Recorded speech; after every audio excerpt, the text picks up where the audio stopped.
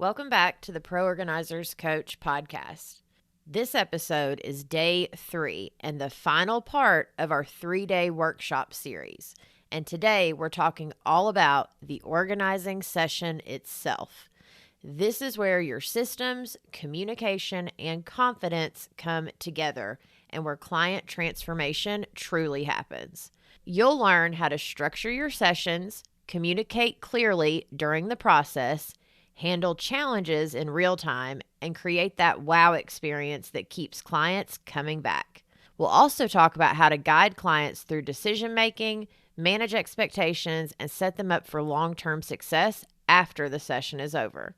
If you want to feel calm, prepared, and confident every time you walk into a client's home, this episode will show you how. And to celebrate my birthday and the release of my newest course, Marketing Made Simple for Professional Organizers, I'm giving you $100 off any course inside of the Academy. So that includes how to start your organizing business, how to launch your website in 5 days with a Squarespace template, how to work with clients as a professional organizer, and my newest one, Marketing Made Simple for Organizers.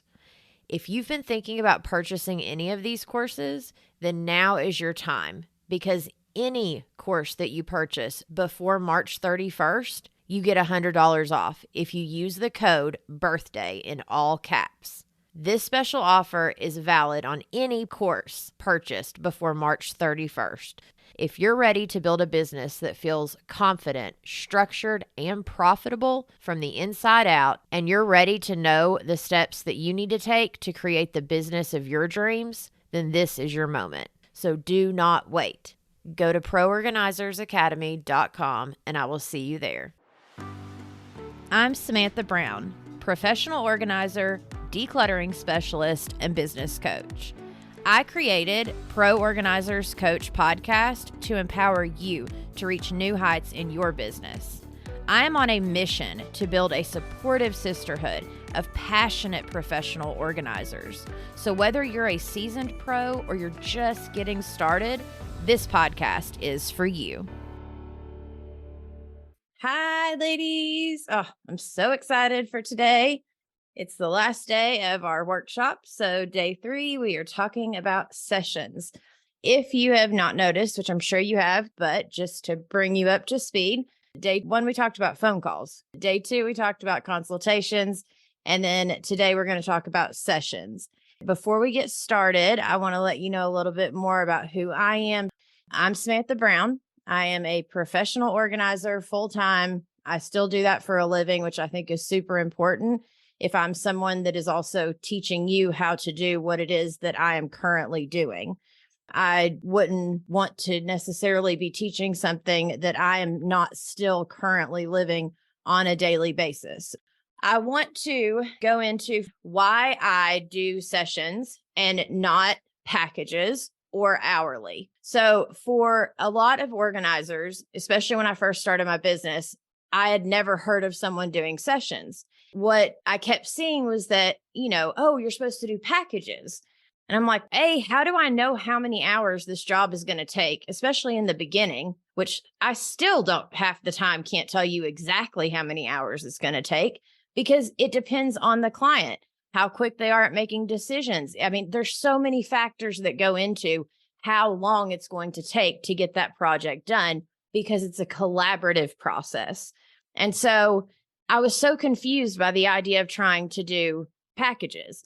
The other thing that honestly was very hard for me was to be able, like the thought of going and telling someone, okay, this is going to take, 5 sessions, let's say at $300 a session. So you owe me $1,500 before we start working, or you owe me $1,500 half up front and half at the end. Like, to me, the idea of sitting down and telling someone that is already in a place of just needing help, and that, a lot of my clients and the people that I help, they are working mothers. They are, what you would almost consider middle class. And so to look at them and say, you owe me $1,500, which is, probably your rent for the month or double your rent for the month, especially years ago when I started. like in good conscience, I couldn't do that. And so I used it and I turned it into part of my marketing. And so which I talked about during the consultations, but I will reiterate that whenever I talk to someone on the phone during the consultation, whenever I tell them I don't believe in getting paid for work I have not done yet, and I don't. And so once I say that, all of a sudden they trust me. And then whenever I explain to them, listen, so I do sessions, I do this a little differently than most organizers. And I do it, because it's going to help me. It's going to keep me from being so stressed out, keeping up with the hours or even feel honestly, like I'll tell you, even the idea of feeling almost like I had a boss. Because once someone buys so many hours with me, do I have to stay with them and work with only them and then do this big project? And then all of a sudden, where does my next project come from? Or, it never made sense. And so the more I prayed about it and the more I tried to figure it out, the more I realized, why don't I just do this per session? So for me, I do a 3-hour session, but for all of my girls just starting out, I recommend a 4-hour session. And so that way, all of a sudden, you've taken all the complication out. It's very simple. It's very straightforward. And you're able to tell your client, here are my steps. This is what it looks like to work with me, which has, been our theme of what I've been wanting you to get out of this workshop, is so that way when someone calls you or you talk to someone, you are able to tell them, this is what it looks like to work with me. It's a 4-hour session. Each 4-hour session is, $300 and here's another little quick tip. You always want your pricing to end with a 7. There is something about the psychological number, kind of like, how people do like $2.99 or 99 cents. There's a reason they do that. But now, because we've gotten so used to that 99, there's actually something about the 7. So for me, I do like 247 or like, my sessions, it's 297 for a 3-hour session. You want to make sure there's a 7 at the end because it makes them feel like they're paying less. So that's a nice little tip for you that has worked very well for me. But you want to be able to tell them, it's a 4-hour session. My 4-hour session is $297, let's just say. And in those 4 hours, we will get done what we can. We can either do it together, or if you're talking to someone that's like elderly or that literally just needs you to be their hands and feet. Like I have a certain client that I was just telling her when she called the other day, I said, listen, you can sit in a chair. I will become your hands and feet, and you can tell me what it is you're needing done, because she was a very organized person, but she had recently had surgery and she's getting older. And so she already knows what she wants. She just physically can't do it on her own. And so for her, I'm like, girl, listen, you just tell me, I'll sit you in a chair. You tell me what to do and I will become your hands and feet. And she was ecstatic at the idea of that. And that's one example of a session. Then there's also another session I did this week with a lady where I was helping her pack. And for her, she literally showed me where the boxes were. She showed me where all the supplies were. And then she went in the other room. She's like, I want the kitchen packed up. And then she walked away. And so I put my earbuds in and sat there and, started packing everything really good for her. That's another example of a session. Oh, and, just to kind of let you know, because I get this question all the time about sessions. Well, what if it goes over the 4 hours? Or what if it's under the 4 hours? Well, first off, if it's under the 4 hours, you can almost always guarantee that there's another little like closet or project or something else that you could do to finish up that last little bit of time. But very rarely does it go under the session time. Now, if it goes over the session time and you're able to stay, then and you see that like, oh, I can get this done and it's probably just going to take me an extra 30 minutes to an hour. Well, then you have the amount. You take however much you charge for the session, you divide it by how many hours your session is, and that is your hourly rate essentially, and you just add that to the end. Now, don't just stay for the 5th hour and add that to the end without asking the client. You want to always, always, always ask your client. So if let's say I was doing a 4-hour session and I was at hour 3 and I see that, oh my gosh, I'm not going to be able to get this done in the next hour, but I know that if I stayed 1 extra hour, we could 100% have this done. Like I don't need to come back for a whole separate session for this area. And I want to get it done. I've got the time. So then I would go to the client and say, hey, so I know we just booked a 4-hour session, but I really believe if I stayed an extra hour, I could get this finished for you. Now, the extra hour is an additional $75. Do you want me to stay today, or do you want me to just stop at the end of my session time and come back another day, us finish this project at the beginning of the next session and then move into the next room? Which would you prefer? And based on their finances, their time, they'll tell you, and at the end of today, I'm going to talk about a few misconceptions, but just a hint, that's one of them, is that we think that like we have to know everything instead of just asking our clients. They will tell you what they want. I promise you. Okay. So we've talked about sessions, why I chose to do sessions instead of packages.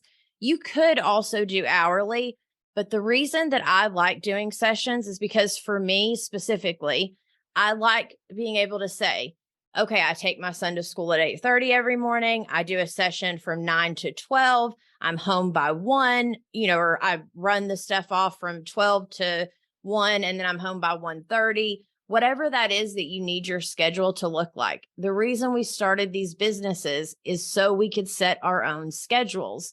And so you've got to sit down and realize, what do I want my day to look like? Like ideally, if I could snap my finger and that is how my day looked, what would I want it to look like? And then you set it up that way.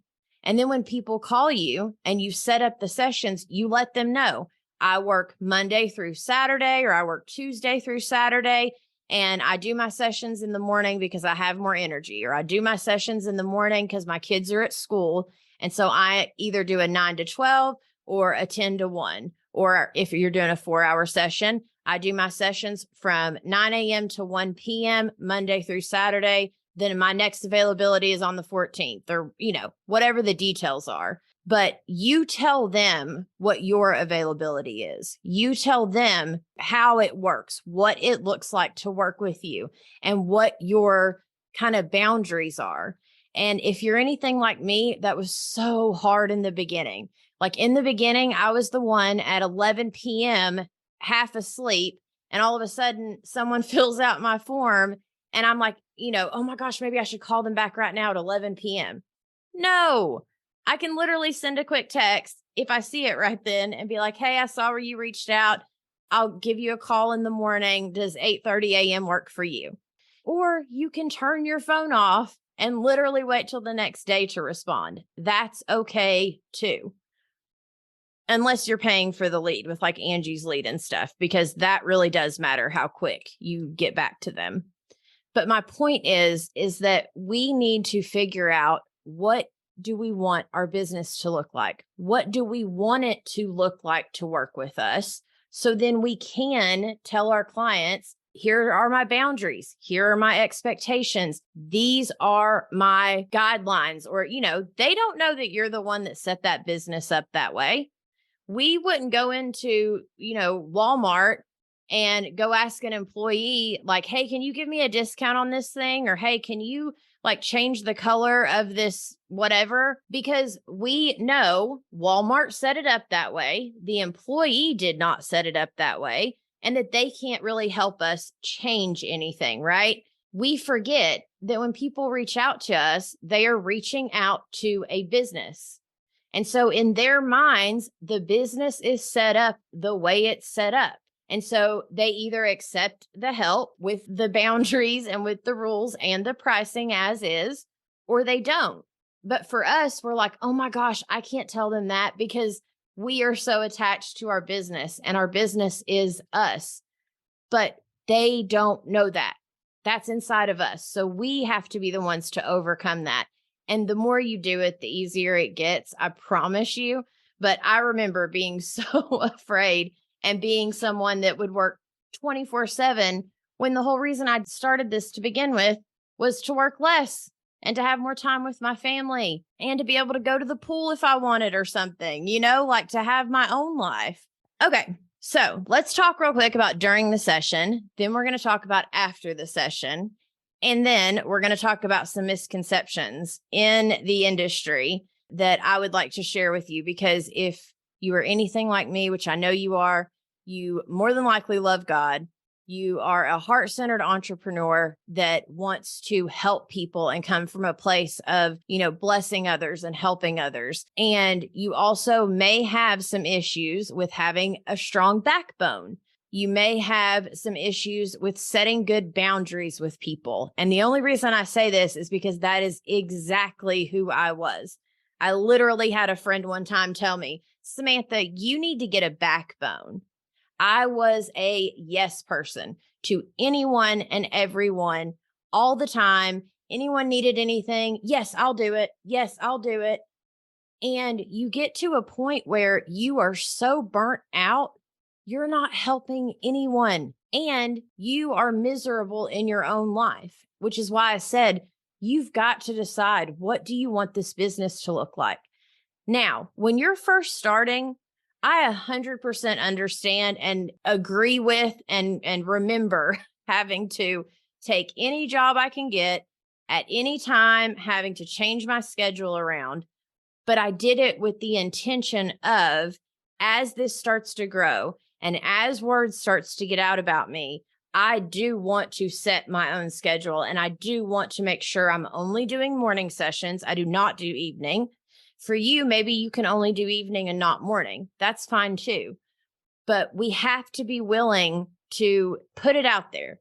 Whatever energy that we are showing up with and whatever effort we are putting into our business is what is going to come back to us, but it takes time. All right, let's talk about during the session. When you go to a session, of course, you want to arrive absolutely on time, but probably even a few minutes early because we're professional organizers. So we want to arrive on time and with a friendly attitude because we want to make this fun for them. They are already so stressed. They're so overwhelmed. We want to come into their home and start talking to them with a calming presence. We want to help calm them down and we want to help them feel peace and excitement over the fact that we are there. They might still be stressed out about the idea of the job we are about to do and about having to go through their stuff and about having to release things. But we can bring the peace and the calm with us. So you want to greet your client and you want to briefly review the objections for the day. Like, oh, hey, okay, so today we're doing the master closet. So, hey, let's go in there and kind of look around and come up with the game plan. Or if you've already talked about the game plan, either through text or at the consultation or anytime along the way, then go back over with them because sometimes they will change their mind on you. I had a lady not too long ago that I was actually doing her master closet and I'm maybe 30 minutes into the session and I walk out and she has pulled everything out of her laundry room into the kitchen and it's just everywhere. And I was like, okay, so are you wanting me to keep working on the master closet or are you wanting me to help you with that? And she's like, oh no, I've got this. You keep doing what you're doing. And I'm like, okay. So I go back to doing what I'm doing. Well, maybe another hour or so go by. We're getting closer towards the end of the session. And I see that she still has it everywhere all over the kitchen. And I could not leave her like that. So I told her, I said, listen, let me put the master closet on pause. Let me help you get this squared away because you seem to be kind of struggling right now. And if we do it together, we can knock it out. So that way it's done for you. And then my next session, when I come back, I'll pick up where I left off in the master closet.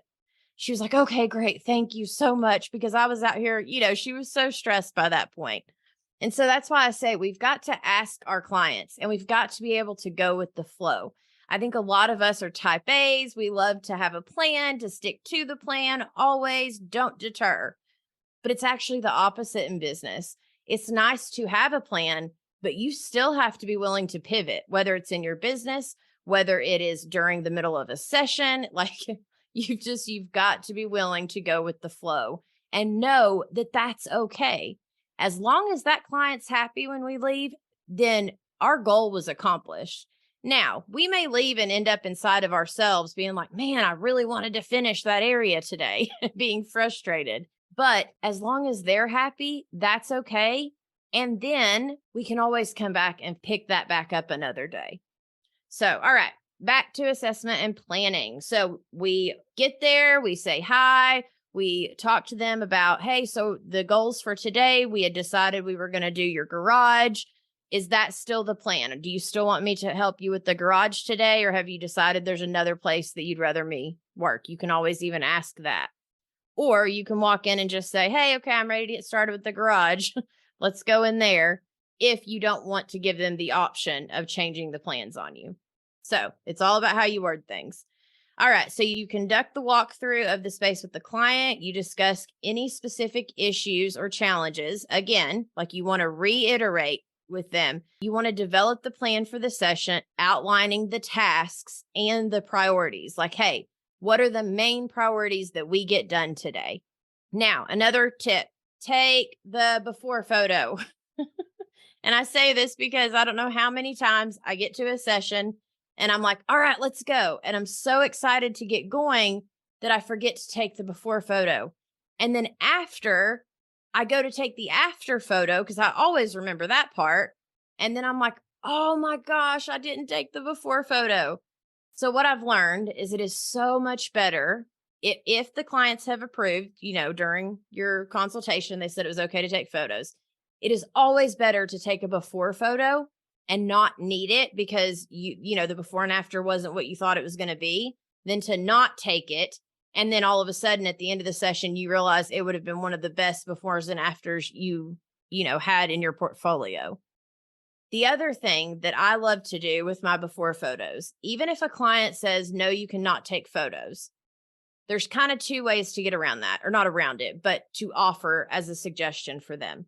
One is you can say, hey, well, can I take the photo and you approve it before I use it on my social media? And if you say no, that you don't like it, then I won't use it.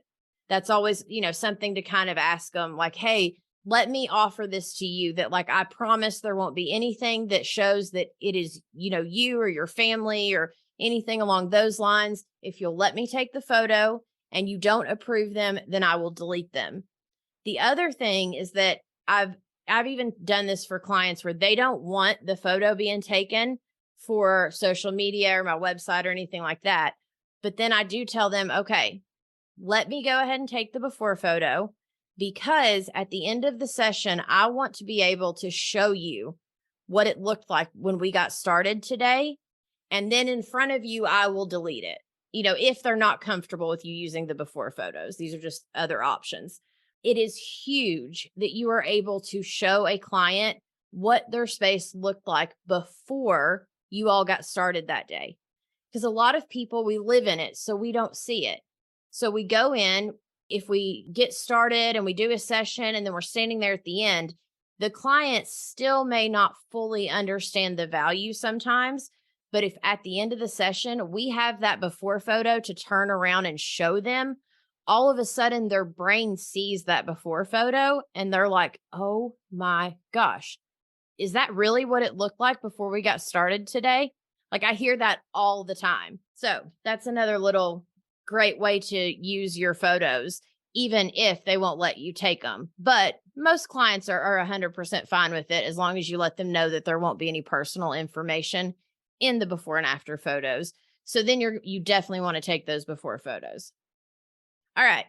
So you're going to start your session by decluttering and sorting. Now, I know a lot of you have heard this from everybody, all the acronyms, exactly how this works. So I don't want to go too detailed into that stuff because but there are a few little things that I just wanted to bring up, right? So you start by decluttering items from the space.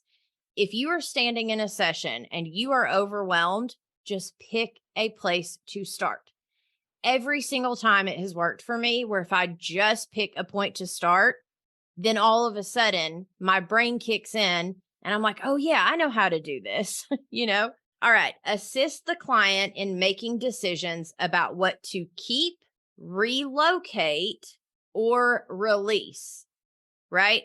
So I kept finding that a lot of my clients were very overwhelmed by me asking them, do you want to keep this? Do you want to recycle it? Do you want to donate it? Do you want it to go to trash? Does it need to go to another room? On every single item. Like that's a lot. And they're already so overwhelmed. And so for me, I got to a point where it literally is keep or release, keep or release. That is all they need to tell me. Now, relocate is also another thing. You always want like a bin or a basket of stuff that, like, oh, well, we are in the garage, but that's stuff that needs to go to the kitchen or inside the house, but you don't want to take it right then. You just want to put it in that little basket, because if you take it away or if they take it away, they're going to get sidetracked. So you want like a little bin or basket or an area of stuff that goes to other rooms that could even be their homework at the end of the session, right? Of stuff like, hey, take that stuff you wanted to keep. But each of those items, still, I need you to tell me, are you keeping this or are we releasing it? Now, if we are releasing it, then I will decide if it goes into trash or donation.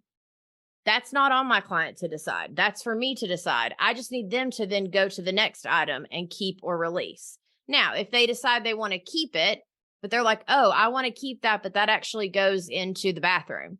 Oh, great. Well, then we're keeping that, but let me go ahead and put that over here in the bin or the homework bin or whatever you want to call it, of stuff that goes to other rooms. But now let's keep going in the box or the bin or the area that we are currently in. But for the client, it is literally just keep or release. Do not overwhelm your clients because they are already extremely overwhelmed. And then real quick, I wanted to mention some stumbling block excuses when you are helping clients keep or release. Okay. This is just super quick. So a lot of the clients, the things that you are going to hear are going to be things like, but my aunt gave me that, or that was a gift. I talk to my clients all the time. And so my response is always, okay, so you have gift guilt. How long is gift guilt supposed to last? And I say it very seriously like that. And then I just wait for them to answer. And normally they'll either kind of giggle or they'll be like, oh my gosh, you're right. I do have guilt over this gift. And then I kind of joke and I'm like, you're right. It's fine. We all have gift guilt. Everyone does. But is this really something that you need to hold on to, even though Aunt Susie gave it to you and has never seen it since, and it's been under a pile of boxes for the past 5 years? Like, do you really need to hold on to this? And if the answer is yes, fine. We'll find a place to put it way up high or behind some other stuff out of the way, not in our prime real estate area. But talking to them about gift guilt is something that you want to make sure to talk to them about. That is an excuse. It's like a stumbling block. It's like they stumble themselves up when they don't even have to. Paperwork is another one where people can get very discouraged. And so a lot of times I will take that paperwork and we will just put it into a pile. We'll keep going in the area we're in. And then we can either set a different session for the paperwork pile, or you can take and have them as homework go over that paperwork if they feel like they can do that on their own. And so there's definitely some places that people allow themselves to be blocked on the reason why they cannot release the items. The other one is, I might need this someday. Those types of things, you just have to talk it out with them. Like, okay, well, what does someday look like? Like, what would you actually need this for? How long have you had it without wearing it? That kind of thing. It's always about questions and communications with your client. All right. Now, organizing and categorizing. So first, we assessed and walked through. We made the plan. We got started. We are decluttering and sorting.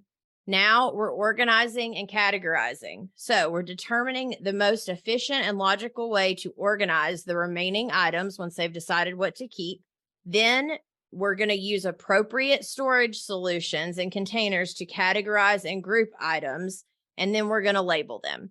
So, of course, that is also when bins and baskets would come in. If they either already have them and they don't want to spend any more money, great, we'll use what you have as best we can. Or If they're like, no, I really want new bins and baskets. Okay, great. We'll use what you have or the little boxes for now. And then in between now and the next session, either I can send you an Amazon link and do the research, or you can go and get yourself some baskets and bins to put the stuff in on your own. All right, maximizing space. So optimize the use of available storage space, such as closets, cabinets, shelves, but do not forget about the vertical space. Like always, always, always think about the vertical space. A lot of us, we think about the stuff going in and out, or, even up high, like we think about the prime real estate on the shelves.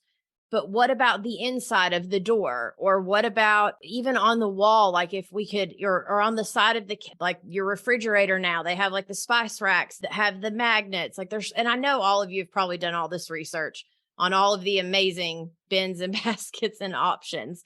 It's just, don't forget when you're in that moment to look at some ways that maybe the vertical space can be used, because our clients never think of that. And then they always say, oh my gosh, I would have never thought of that. That's when you know you're doing good, is when your client says that. All right, cleaning and maintenance. Of course, as you go, you want to wipe down surfaces, removing dust, and then you want to create a plan with them or talk to them about how maybe you've even left some space. So as they bring new items in, how they can maintain what you all have already set up together. Now, time management. I wanted to talk about this because when you're in your sessions, you want to keep track of your time. You want to stay on schedule to accomplish that session's goals. Like, try very hard to not get distracted, because your clients will get distracted. And your goal, especially if they're a client with like ADHD, those types of things, the whole point and purpose of you being there is to help keep them on track and to help keep the session moving forward in a timely manner, right? You don't want to be super pushy, but you also want to remind them if they start like talking and telling all these stories, like, oh my gosh, hey, yeah, I love, like, that's amazing. But I just wanted to let you know, like, we're about halfway through the session. Let's finish up this area so we can keep on going, because I want to get as much done for you as I possibly can during this session. Like, you want to make it about them and about the fact that you are there to help them. But you also want to let them talk sometimes, because some people literally just need a listening ear, more so, not more so, but just as much as. Because every client's outward space, for the most part, unless they're moving or unpacking or they've had like a big life struggle, is a reflection of how they feel on the inside. And you remind yourself of that, it helps give you a lot more compassion for the way that they are talking to themselves, for the way that they are feeling on the inside, which is also why I loved going and getting my life coaching certification, is because for me, having those tools to be able to like hold the space, ask powerful questions, talk them through some of it in a way that also then benefits the organizing process too, is super, super important. Like, we are there to help them, not just physically, but emotionally, in my opinion. And not all clients. Again, all clients are different. Some clients are like, girl, don't talk to me. Just get in there and do what I'm paying you to do. And that's fine too. That's when my earbuds go in. I listen to a good podcast and I get my work done. All right. So yes, time management is huge. And then also you can talk to your clients about their time management. Like, how are you? Do you need help setting up your schedule? That's a service that I offer. If you feel like you could help them in that area, or that that's something you're comfortable with offering to your clients, helping them with time management or like time blocking or whatever that is that you feel like you could help them with, or, teaching them and showing them how, if you, could pick 3 items per day to try to get off of your to-do list and not focus on anything else, then at least you get those 3 things done per day. Like, I'm sure you've heard all the little like kind of tips and tricks and stuff, but we can't assume that they've heard those. They don't love organizing and decluttering the way we do. They're made differently than we are. They don't even probably think about those things. And so the more information we can give them in a way of, hey, have you thought about doing this? Or would it benefit you if I offered this to you? We could do a session of, us sitting down and talking about, your bills, or or your schedule for the week, and I can help you come up with a plan to where, you aren't so overwhelmed daily every single day in your life, or whatever that looks like. Like, get creative as you're there with your clients. Even if it's not something you've ever offered before, if in the moment you see a need for it and it's something you can offer that client, all of a sudden that's a service that you offer if you know that you are able to accomplish that. Now, don't offer them something that you're not sure you can accomplish, because then that's just going to make you look bad. But a lot of us are very good at a lot of different things that they're so easy to us, we sometimes forget how valuable they are to other people. All right. This kind of goes into my next point, which was just client involvement, teaching them organizing principles and strategies so that they can maintain the space in the future. All right. So our session's done. We've, helped them. We've categorized. We've talked to them after about maintaining. And then so now we want to review and recap with them what we've gone over. We want to walk through the space with them. And whether they were a part of the session or you did the session without them, either way, you want to discuss the changes that were made. Like, even if they were there making those decisions with you, I always still at the end do an overview. And I'm like, hey, remember, we moved this stuff here and this stuff's here now. And then this is the way we organized this. You just want to do an overview, because it's just a nice way to cap it off at the end of what you got accomplished that day. And it helps them keep up the organizing system. And I always tell clients, especially kitchens, now listen, if we moved a bunch of stuff around, it's going to take you a week or so to remember where the new things are, because you've already been living here. So you're going to automatically go back to where it used to be. But if you give yourself about a week or so to remember, then all of a sudden it'll feel like it's always been this way. So just give them that little heads up so they don't feel crazy when they go to get a fork and it's in the exact opposite place. Because I have clients that are like, oh, I felt so dumb. I know we moved it to this other drawer, but I keep going back to the other one where it used to be.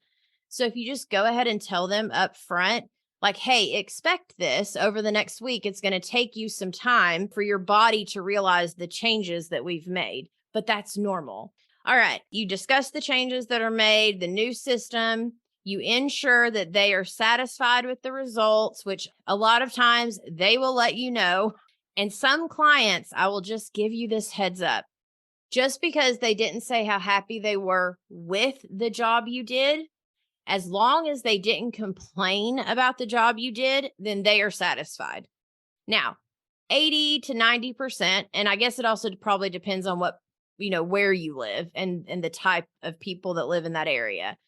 But for the most part, people are like, oh my gosh, thank you. That was amazing. That was great, which makes us feel good. But then every now and then we get those clients, and a lot of times guys, by the way, we get those clients that they don't say anything. They're just like, oh, okay, well, here's your money. Goodbye, kind of thing. They're like, have a good day, or I'll see you next week at the next session. And you walk away thinking, like, were they even happy? Did I do a good job? Like, I felt like I did a good job, but they didn't seem very happy with what I did. Just know that some people, if they didn't flat out say, like, oh my gosh, this is horrible, like, what were you thinking? You did not do a good job. If they didn't say something negative, then that's a compliment for them, right? Like, not everyone's made the same. So just don't take it so personally if you get clients, or when, because you will get a handful here or there, that don't act overly enthused about what you have done for them. Don't take it personal. And then the last thing we're going to do, of course, or the last two things, we're going to take our after photos, which, you could have done before you brought them back in based on whenever you want to do it. Just don't forget to take the after photos. And the other tip is try as best you can, if you remember, to take it from the same angle that you took the before photos, where you can visually see how different it is before and after, if possible. If not, just take them and you'll figure it out later when you go into Canva. But when you're telling them about, hey, remember we did these systems, and, you're talking to them at the end and you're going over what you did that day, that is when you will bring back out those before photos. And that is when you will show them, hey, I just wanted to remind you, this is what it looked like when we got started today. And this is how much we've accomplished in 4 hours. And then that's whenever the majority of the clients are like, oh my gosh, seriously? Like, did it really look like that? And that's when you know you did a fantastic job. And then after your session, you want to ask them if they want any homework, right? Which you may have talked to them about it during the session. Some clients love homework. Some clients love homework because they can't afford for us to do every single itty bitty thing. And so, since it saves them money, they're like, hey, tell me more stuff I can do in between today's session and the next session. And so, keep that in mind, but make sure to ask them. Don't just be like, hey, so your homework is, don't do that. Ask them, be like, hey, would you like me to give you some homework or some things that you could get accomplished between now and when I come back that would help us, towards our bigger goal? And they'll tell you either they do or they don't want homework. So, if you give them the homework, you've taken the after photos, then you want to go ahead, and if it's not the last session, or it's not a client that was only did like a one-time session for one specific area, then you want to go ahead and set up the next session while you're standing there talking to them face to face. Go ahead and pull out your calendar. I keep the widget on my phone that literally has every single day. I have it color coordinated. And then that way I can go through and I can look. And if it's in orange, then that is something that is a to-do thing. And I put the time and exactly what it is. And then, if it's in another color, like blue for me is bills, or, organize your calendar in a way, or keep an actual paper calendar. That's fine too. But however you organize your life and your, your work and your schedule, go ahead and pull that out and be like, okay, so, today we got A, B, and C done. Our next session, I have next Friday and Saturday available. Do either of those days work for you? And then, just assume that they're going to book another session. They'll tell you if they're not going to, or if they need to wait a little bit more time, or if they're like, well, let me get some of this done and then I'll get back with you. Sometimes they'll get back with you and sometimes they won't. But a lot of times, if while you're still sitting there talking to them, you can go ahead and get another session on the books, even if it's 3 weeks out, then that's good. You've got another session on the books, put that on the books, then ask them how they want to pay, whether it's, Venmo, or did you want me to send you a Square link, or, however that is, they pay you. So now you've got another session set up on the books. They've paid you. You thank them, and then you say, oh my gosh, it was so great working with you. Let me get all of this trash and donations out of here. The way I like to personally do it, and the way I found that works best for me, is I normally take 2 loads, one for trash, one for donation. And I kind of look and see where their house is, and then where my local like dumps are or donation centers. There's a dump close to my house that I love to go to. So a lot of times I will look for the donation center. I'll go ahead and pack my car with the donations that need to be donated. And I will then take and put like either, right outside their front door or in the garage, depending on where we were working, somewhere that's outside of the home, the pile of trash. So that way I can run the donations off. I can come back, load up the pile of trash, and then leave without having to like interact with them again. The point is for me to be like, okay, we've set up the next session. You've paid me. I'm going to go ahead and get, these donations loaded up. I'm going to put the trash out here. I'll be back to get it, but I will see you in 3 weeks. If you need anything between now and then, let me know. And it was such an honor to work with you today, or something along those lines. But that way, when you come back, you're not having to like ring the doorbell and go back in and grab the stuff again. And it just makes your time so much quicker. All right. And then the other thing I wanted to mention is that sometimes some organizers like to send a follow-up email. That's 100% up to you if you would like to do that or not.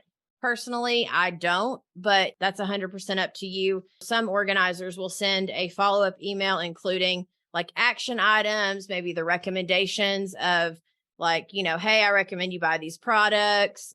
I am a very not professional organizer.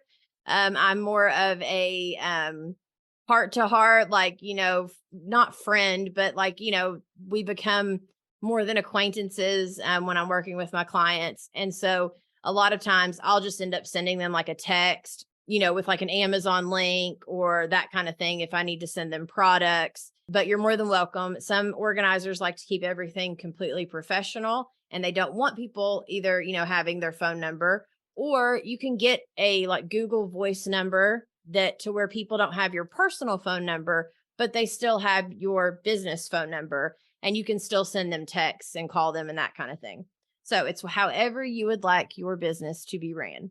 Oh, and then at the end, like feedback and invoicing, you always want to collect feedback from your client if at all possible. Like, if you want to send them like maybe a questionnaire with a few questions, or if they are someone that, like, let's say you're doing their whole home, or you're going to be doing more than just 1 or 2 sessions.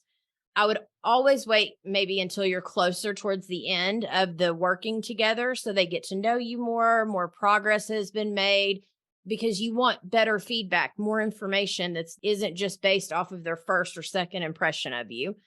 And then the same with sending them the link, asking for your 5-star review. You want to specifically, you want to wait until they are the happiest. I always send the asking for the 5-star review at the end of the session, that they are like glowing when I leave there, right? Like, they're so happy with the work we did that day. When I leave that day, that's when I send a text saying, hey, it was such an honor working with you today. I can't wait till our next session, but would you please do me the biggest favor and send me or give me a 5-star review on Google if I send you the link? And so then, of course, they're like, yeah, absolutely. And then that's when I send the link. Now, listen, probably 30 to 40% of the people you send the link to will never even take the time to go and leave a review. But at least you have set the intention of, I want a 5-star review, and you've done it strategically when they are the happiest with you. Okay. And so my question to you is, do you want this? Not tomorrow, but do you want this long term? Do you want to stick with this? Put your head down, decide that you are going to fight for this, and then do the next steps that you need to do to grow your business into what you know it can be. Have you been called to this? And if you have, then I am absolutely the person to help you. My girls are absolutely the ones to help you succeed and to come around you and support you. If you are listening to this right now, you were meant to hear this. And so my point in saying that is that if you were called to this, then you can do it, because God would not call you to something that he has not equipped you for.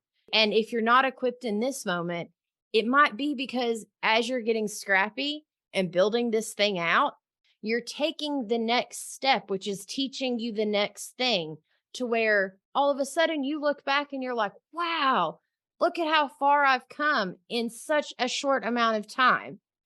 That is what I want to leave you with. I thank you for joining me in this workshop. If you are listening on the podcast, thank you for listening to my podcast, because every time one of you listens, leaves me a review, it honestly helps me keep going and knowing that I'm helping someone out there.